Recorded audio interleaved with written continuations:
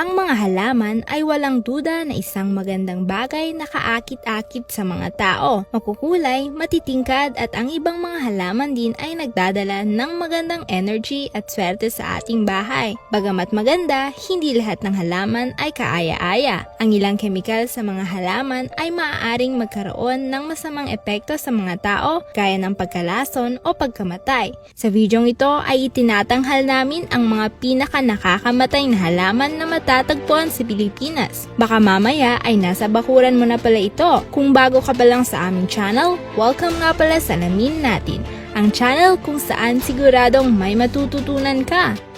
Dieffenbachia o Dom cane. Ang halamang ito ay nagmula sa tropical ng Amerika. Ngunit ngayon ay nasa iba't ibang panig na ng mundo gaya ng Pilipinas. Ang halamang ito ay minsang napagkakamalan na indoor plant, ngunit may masamang epekto ang halamang ito sa tao gaya ng malubhang pamamaga, paglalaway, hirap sa paglunok, hirap sa paghinga, pagkasira ng kidney, diarrhea at dermatitis. Ang dahilan nito ay ang bawat halaman ay nagtataglay ng karayom na merong calcium oxalate crystals. Kung aksidente mong nalunok o napasok ang halamang ito sa bibig mo, ay magdudulot ito ng matinding sakit o pamamaga ng iyong bunganga o labi. Sa sobrang toxic ng halamang ito, ginamit ng mga sinaunang tao ang katas ng halamang ito sa kanilang sandatang araw upang magsilbing lason.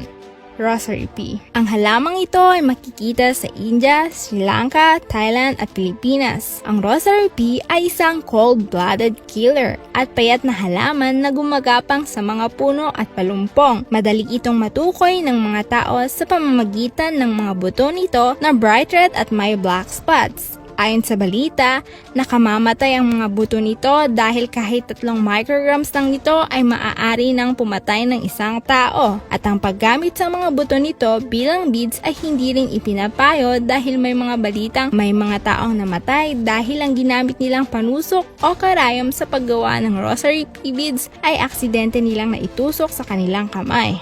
Wolf's Bane. Oo, ang halamang ito ay maganda at madami ding nagbebenta nito online sa Pilipinas. Ngunit huwag magpapaloko sa ganda nito. Ang Wolf's Bane ay galing sa klasifikasyon ng mga halamang Buttercup family. Ang halamang ito ay tinatawag ding Devil's Helmet dahil nagdadala ito ng maraming quantity ng lason na tinatawag na alkaloid sodoconitin. Ang lason na dala ng halamang ito ay sobrang mapanganib na ginagamit din ito ng mga tao sa Japan bilang lason sa kanilang sandata upang pumatay ng mga lobo. At kung mapapansin mo, ang pangalan nito ay galing sa salitang wolf dahil ginamit ito upang pumatay ng mga lobo. Sa kasaysayan, ginamit ng Germany ang lason nito sa bala ng kanilang mga baril. Ginamit din ito sa Asia bilang lason sa tubig. Kapag aksidente mong nalunok o naisubo mo ang katas ng halamang ito, makararamdam ka ng burning sensation sa iyong tiyan at limbs. At kung maraming doses naman ang iyong nakonsumo, ay maaari itong magdulot ng pagkamatay sa loob lamang ng 2 oras. Para sa iyong ideya, 20 ml lamang nito ay sapat na upang pumatay ng tao.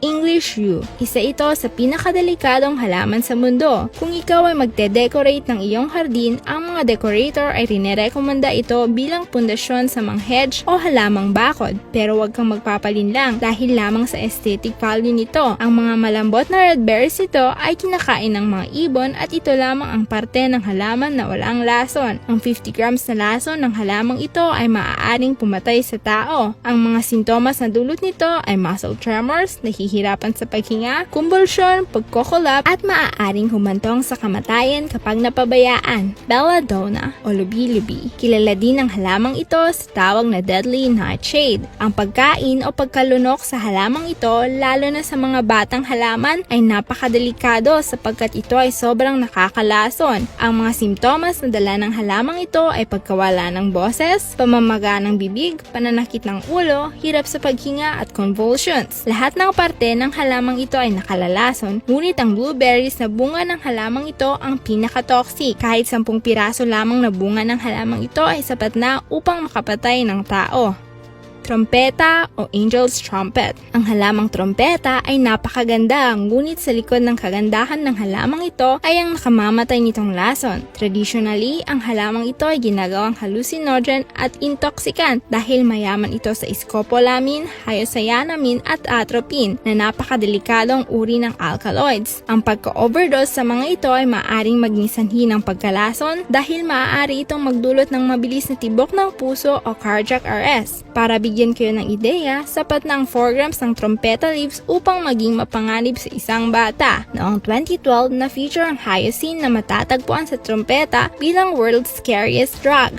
Pongpong o suicide tree. Ang prutas ng halamang ito ay tinatawag na otalanga na nagtataglay ng mabisang toxins na ginagamit sa homicide at suicide sa bansang India. Ang mga simptomas nito ay burning sensation sa bibig, violent vomiting, irregular respirations, headache, irregular heartbeat, coma at pagkamatay. Naiulat na merong 500 cases ng fatal poisoning mula 1989 hanggang 1999 sa Kerala, India. Ikaw, nakita mo na ba ang mga halamang ito sa iyong bakuran o kaya ay napaglaruan mo ang isa sa mga halamang ito noong bata ka? Alam mo bang nakakalaso ng mga halamang ito? At kung nagustuhan mo ang aming video, i-click mo ng like button, mag-subscribe ka na din sa aming channel at i-click ang notification bell upang updated ka palagi sa tuwing nag-upload kami ng nakakamanghang video. I-share mo na din ito sa iyong mga kaibigan o kapamilya dahil baka nasa bakuran pala nila ang mga halamang ito. Dahil sharing is caring. Magkita-kita muli tayo sa susunod naming video.